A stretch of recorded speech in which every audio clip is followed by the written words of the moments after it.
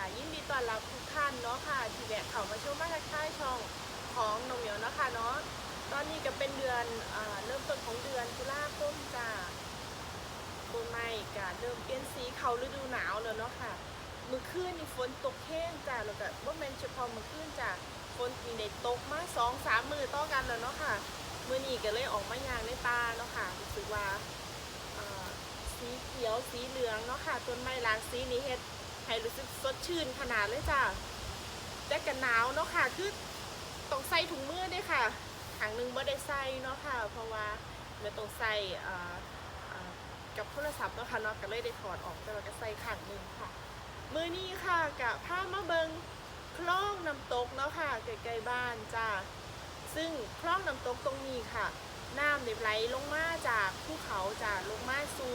คลองหนองน้ำข้างทางเนาะค่ะเนาะซึ่งคลองตรงนี้ก็สิกลายเป็นน้ำตกแล้วก็ไหลลงไปสู่ทะเลเนาะค่ะเอาเป็นว่าไปเบิ่งน้ำกันเลยค่ะ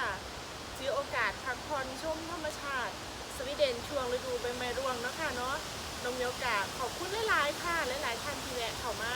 ชมมาสร้างมาเป็นกำลังใจเป็นแรงสนับสนุนค่ะน้องสัญญาว่าสิพยายามเฮ็ดช่องให้ดีที่สุดล่ะค่ะกะจังใดกะขอบคุณหลายๆค่ะสำหรับกำลังใจค่ะไปจ้าไปน้ำกัน